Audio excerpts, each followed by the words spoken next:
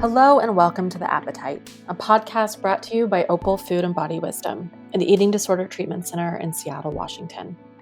I'm your host, Carter Umhau, a therapist, artist, and writer. Today I'm talking with Opal co-founders Dr. Lexi Giblin, Julie Church, and Bazzi.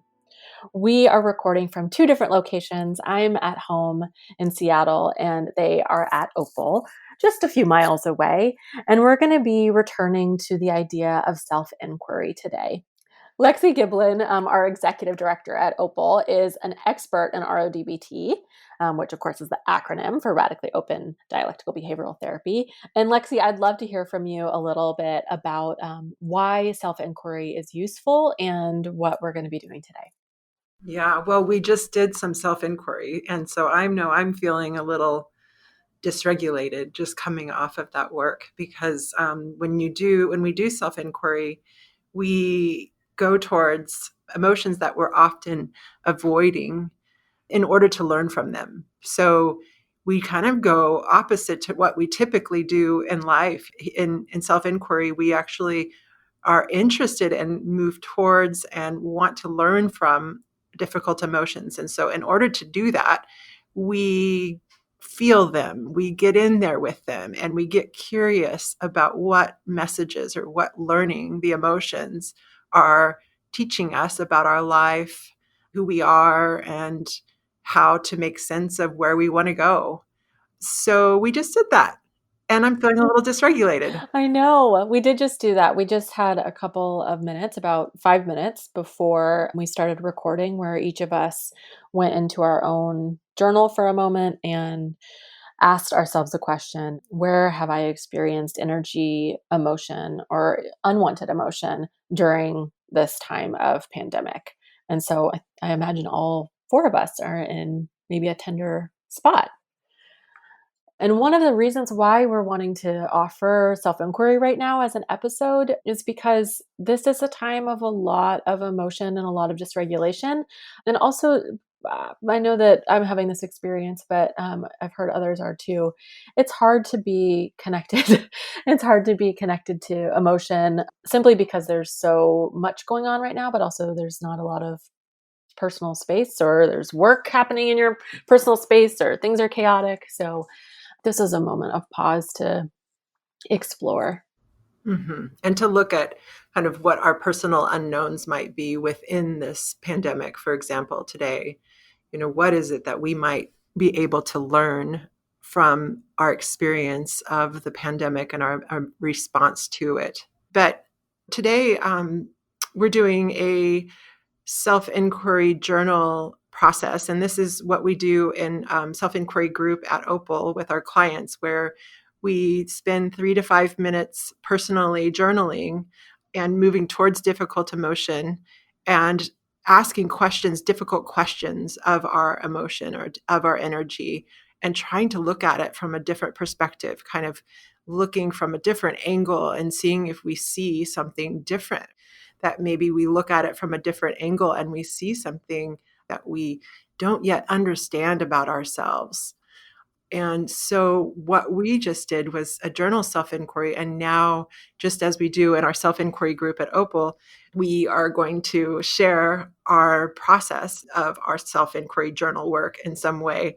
But one thing that's so important in self-inquiry is that we try to not regulate one another, which is really hard because that's what we do socially, right? We when we I care about all of you all. And so of course there's a strong part of me that's going to want to regulate you when I see you maybe feeling a lot or experiencing discomfort.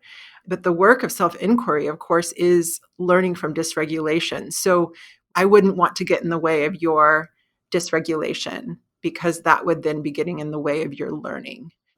And for those that aren't as familiar with the word regulating, I think just a way to translate that is, we're not going to be trying to fix things. We're not trying to just make someone feel better. We're not trying to, like Lexi said, move away from emotion. We're letting it be as big as it is. Yeah. Right. We're not going to try to find solutions to the problems, right? Problem solving is another way of handling difficulties, but that's not what this is. So we're going to just let it be there, let it feel, let it flow for a little while. Why would someone want to do this in this time, right? Like, why would someone want to turn towards the uncomfortable emotion? And to what Carter said earlier of kind of the reality that a lot of people don't have the personal space right now. What would be the motivation to create the 5 minutes, which isn't that much time, but what would be the motivation to do that, and why do that now? Well, I feel, and a part of me feels like self-inquiry right now is luxurious because we are in this time of crisis. So it feels sort of like, no, we just gotta stay safe and not focus on maybe what the learning might be. At the same time, we're all feeling so much, and there's just so much emotion just right there. And so I guess whether we move towards the emotions or not, we're feeling them. The idea here is we might as well learn from them and take a moment and take care of ourselves in this way and learn what we can from the pain we're experiencing. Yes. Yes, I think that that's so important. And I know that there are certainly some people out there too that don't have a hard time moving toward sort of the emotional intimacy with themselves or emotional kind of curiosity. And this might feel more comfortable or more difficult for others. I would love to hear what you all wound up exploring in your self-inquiry. Okay, I'll start. One of my first things to reflect on is how different this was than the first time we did this in the podcast, just given how much emotion is being felt. And to what Lexi just said, I was nodding as she was talking because as somebody who feels things pretty quickly and is pretty emotionally present, I find the self-inquiry practice to be so much more useful because it guides the way of exploring emotion in a way that I find there's more openness than where I might kind of perseverate on emotion or get stuck in an emotional hamster wheel kind of wheel, right? Like where I don't get anywhere with it and I can just kind of bring myself down into a vortex. So I am finding that I just felt like that practice was really helpful. I started off by thinking, I could say a bazillion things about where there's been dysregulation again, because I feel a lot of things. The other thing I noticed in doing it is I was writing frantically. Like I had so much to write and I didn't really know where it was going to go, but it was just, again, so accessible in a way that first time we did this on the podcast, I didn't have that experience. But where I went with it, and I didn't come to a great question, so I actually would love to hear some feedback about this, but I was trying to track something that is just in my recent experience in the last day or two, because again, I have a lot of dysregulation going on every day. And so I centered my work around the emotion, the unwanted emotion and energy I feel every time I get on a group virtual meeting. So at work, I've been in group virtual meetings. I've also been in group virtual meetings with friends. And I've noticed a lot of unwanted emotion in both being in the virtual meeting and then post the virtual meeting. At first, I was like, okay, so I know some of the emotions. There's letdown, there's grief, there's disappointment, there's fear. And I was like, but that doesn't necessarily get to my edge. And I kind of know that those feelings are there. But as I kept going and going, I was noticing some more things. And so I realized there was more dysregulation when I hear people talking about life after the pandemic changing and more things being moved to virtual, like, that brick and mortar will be more lost because people are going to say they don't need the real estate because meetings can happen online and things can happen virtually. And that has caused a lot of dysregulation when I hear that. And I don't want that to happen. I'm like, no, we can't move towards computers. And so what is that bringing up in me? And then it was giving me more dysregulation about my relationship to technology. And technology previous to the pandemic, I've had unwanted emotion, but then this has just exacerbated it with my own personal experience of being on tech for these group meetings and more regularly in my life. And then I got in touch with anger and I started feeling really angry that I have to rely on tech for connection. And I don't want to. And I had this like tantrum moment. Like, I don't like it. I try to avoid tech for this reason. I don't want this to be a new normal. So there was anger and fear. And then I think when it got down to like more of the deeper questions around the anger and fear is around connection. Like, will I be less connected? This question of like, will others be more connected than me that tend to be okay with tech?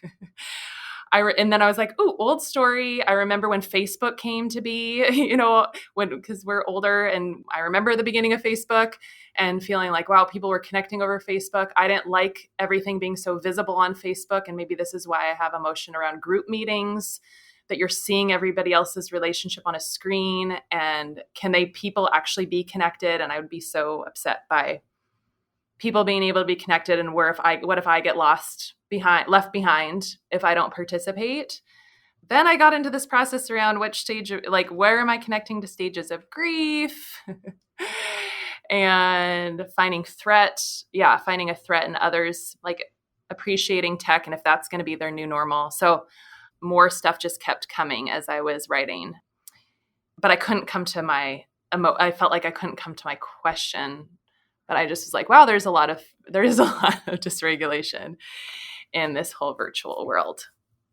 It sounds like one of the main themes that I heard, both in terms of like the fear around loss of brick and mortar experiences, and then also your experience of kind of having these social interactions on Zoom or tech or whatever, is that there's this sense of being left behind because of the things that are your preferences.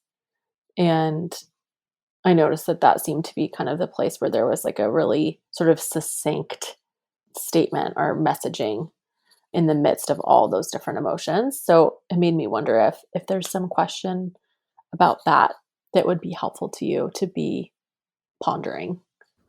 Kara, is that where you feel the most dysregulated as you were sharing all those different emotions? Was it when you were talking about feeling left behind?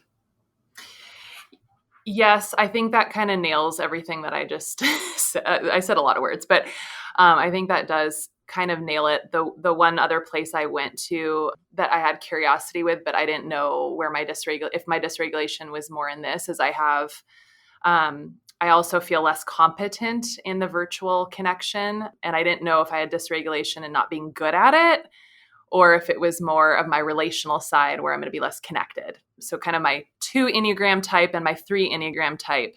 I was like, which one's getting more threatened or perceived threat?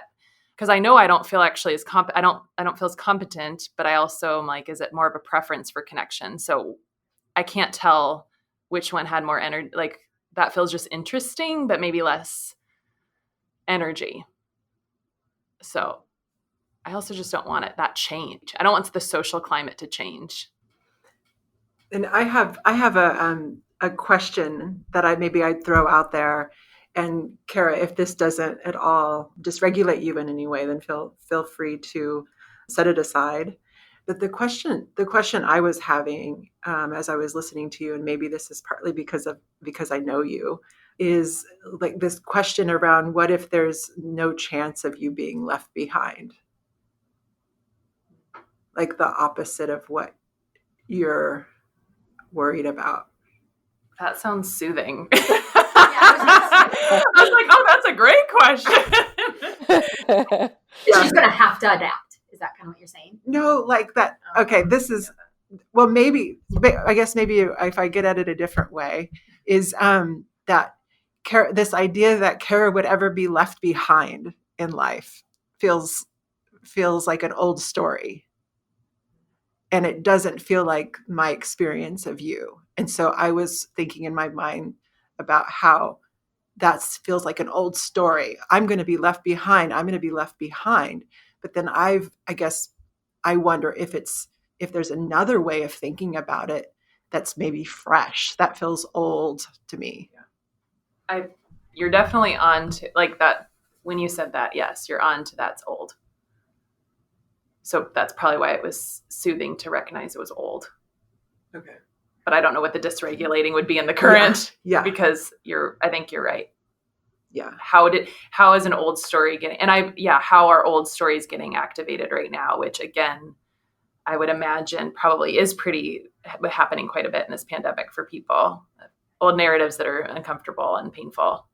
Okay, so then from a self-inquiry perspective, the question would be, what would be a new way of looking at this old story, or is there a way in which you're avoiding looking at this differently?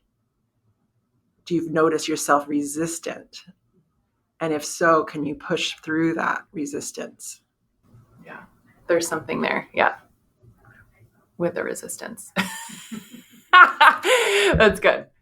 Like there's some fatalistic mindset happening. So Kara, what you could do with that in your self-inquiry work is just to hold that question of what are you resisting about this old story, or what's the new story that you're resisting? And that could take you through a process in the future, for example. That's really helpful. Thank you. That's helpful. Seriously helpful. I'm saying that for real. It sounded a little trite for a second, but we believe you. Okay. Julie, I'd love to hear from you what your process was like. Let's see. So I would say that like the timing of trying to get into this was, a little bit more difficult, but I got there. And even I would say that if I were to piggyback one of the last things that Lexi said, it kind of got me into the same emotion that my self-inquiry did. So what Lexi was sharing just a little bit earlier is noticing that in the midst of this crisis, there is a lot of emotion, and how can we still learn from that? And I would say that that's where I get the most dysregulation right now, is seeing people capitalize on this time and worrying that I'm not going to. Like, what does that mean? It could, so my first route was just like Instagram. I can't deal watching what families are doing at home and what they're making of this time. And I just like, it dysregulates me like crazy. And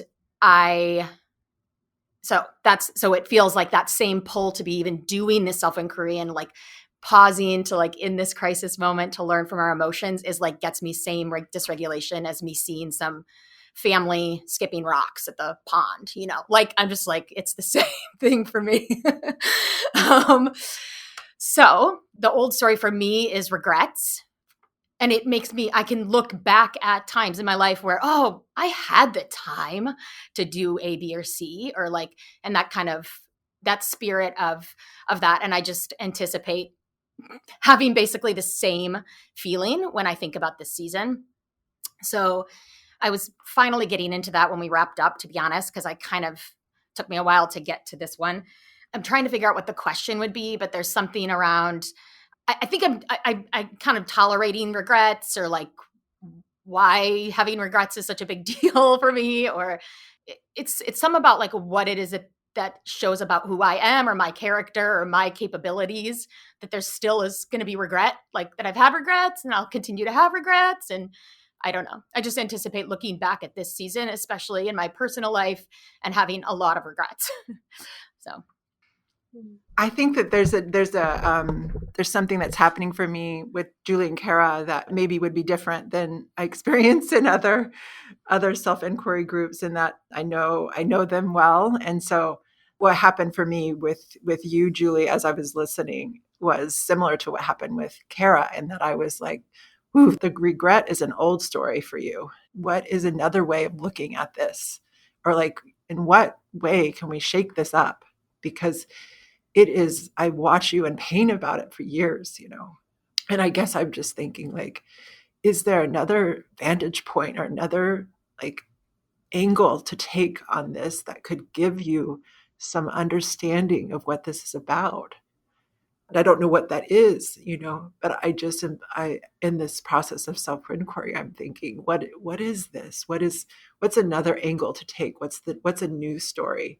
And without knowing the history and context there, I'm also finding myself maybe asking a different question, which is around like what is the cycle, or what is the experience that keeps you in a place of regretting? That might be something that leads you into action, but it also could be something that simply leads you into that new vantage point that Lexi just spoke to as well. I think what feels curious to me in your self-inquiry, Julie, is that there's so much richness happening in your life, yet there's regret happening at the same time. It's like they run in conflict. Like how I know you and this regret, you live so fully that I don't understand. It doesn't make sense, I guess. I think the consistent story that also rises is just discontentment, right? So like inability to sort of see the good in it because of my striving or because of my perfectionism or because of my perception in that. So I might make the most of some moment, but gosh, like I did not make the most of the other 105.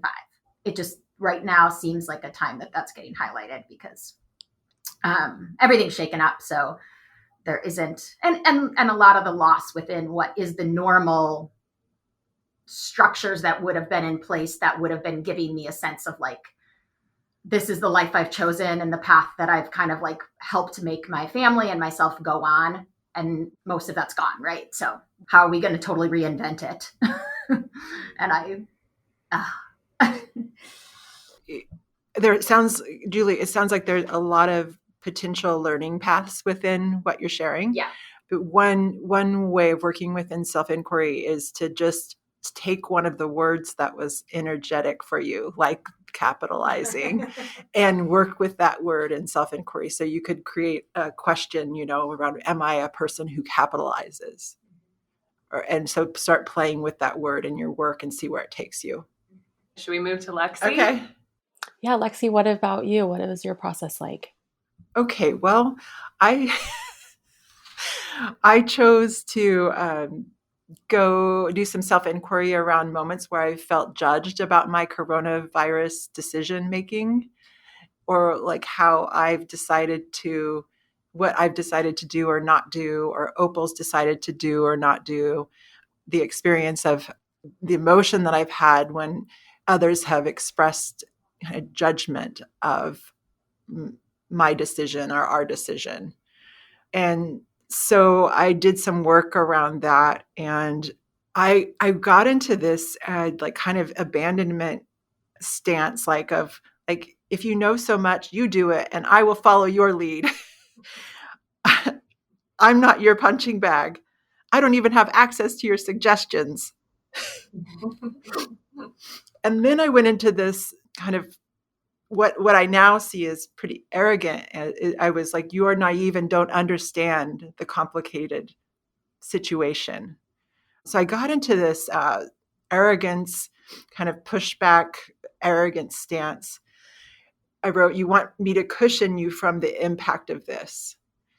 And that brought up a lot of energy and dysregulation for me, because I feel, or at least an old story of mine is that I'm a caretaker and that I cushion a lot of blows for people that I love, or that's an old story of mine. And so I did some work. I started with, are you a person who protects? And I'd say yes. That was the quick answer to that. So then I kept going with it a little deeper to go a place I didn't want to go. And I went to this place of what is really an uncomfortable question, because it's certainly not how I would like to think about myself. And it also seems to be true. It is, am I a person who will protect, but does so with arrogance and resentment? It's a bold question to ask. So, and as I read that, tears welled up in my eyes. I think that's a really deplorable, like it's uncomfortable for me to think of myself that way, which tells me that there's something there. And reading through my self-inquiry work today, there's a lot of arrogance in my kind of vitriol around protection, or like being asked to protect others. So I think there's a lot of learning in that for me. I'm noticing that I just feel like, wow, that's amazing that you got to that. That's my first reaction. I'm like, I know, me too. I was like, you got to that formulated of a question. well, Wow. and just to ask something so uncomfortable Yes. too, like to have gone to a question that's really uncomfortable for you to ask, but then the result in this process to do it together and feel connection to you and closeness that you're willing to ask such a hard question about yourself. You wouldn't think that would bring connection to somebody, right? To connect to a part that's arrogant. Mm-hmm. And yet in this process and how you're doing it and how you're showing up to it, it actually connects. Mm-hmm. Yeah, I appreciate that. And that's a lot of what I experience in self-inquiry with when we do it with others, is you just, even though you're talking about like these really dark sides of yourself, you feel so connected to one another, even though you're exposing the darkness. But it just feels so honest. Right. That struck me. The honesty is it's creating the connection. And I think for a lot of people that are more people pleasers, that can also not work in their favor in my own favor as when I'm people pleasing, because then we're not being as known, and then that doesn't connect us as much. Right. So it's funny because now as I sit with this question, I'm noticing myself wanting to explain that there are times where I caretake and protect, but I'm not arrogant and resentful. Yeah. I'm wanting to explain that, but that is just maybe lends further credence to this being a good question. If I'm, I think, and that's the idea here in self-inquiry, is that often what we're scared of is often the most true, and while this doesn't mean that I'm always an arrogant, resentful person, it means that I probably am at times. I feel like the process that you just took us through, like, taught the three of us who have also just done this process too so much, because it does feel like there's something really beautiful in how succinct you were in that, and also so clear in this idea of moving toward a part of you that you also find dysregulating in and of itself, not just an emotion. Carter, are you going to share yours? Yeah, I think that I'm feeling emotional about even talking about it. I think that in this process of recording the episode today, I feel like we probably tapped into something that's relevant to my self-inquiry, but I don't know. I think I had a kind of a hard time initially sorting through what I was exploring. And I started thinking through where I was a few weeks ago. I think it was a few weeks ago that I felt like really, really preoccupied with everybody else and taking care of a lot of other people, and being really, really aware of all of the people in my circle and my extended circle and my extended community. And then on a global level that I felt worried about and was just overwhelmed by that constantly. Even if I wasn't doing anything about it, I was thinking constantly and really emotional. And then there were also times that I found myself almost like compulsively or manically like going to try and help or connect or something. And some of where that exploration took me was into some of the questions around like, what's actually going on for me when that happens? And what am I disconnecting from in myself? I'm certainly someone that's really compassionate and caring and interested in helping other people, but I also know that there's a component of that feels like it dissociates and disconnects me from my core. So some of my questioning was about that. And I don't know if I have a totally succinct question, but what I was noting as we've been recording is a vulnerable thing, is that I've been feeling really left out this whole hour, and feeling left out from the conversation, and not being able to be in the same room as you guys and not seeing your faces, and feeling, I think Kara's phrase earlier, sort of left behind. That has given me some information pretty immediately about this other part of me that I was interested in self-inquiry, which is, I think, a part that often puts myself in a position to not be forgotten or not feel lonely by helping other people. And I wind up feeling pretty missed if I slow down too much to notice that. And like my own internal experience or my own internal world gets kind of put on the back burner. And I'm more interested in other people, and they're more interested in that, and maybe aren't as attuned to that I might be needing something because I've kind of hidden it in some way or distracted myself from that or distracted them from that. So I don't know, a lot of different questions in there, a lot of different emotions. As you shared that with us, Carter, where were you the most dysregulated?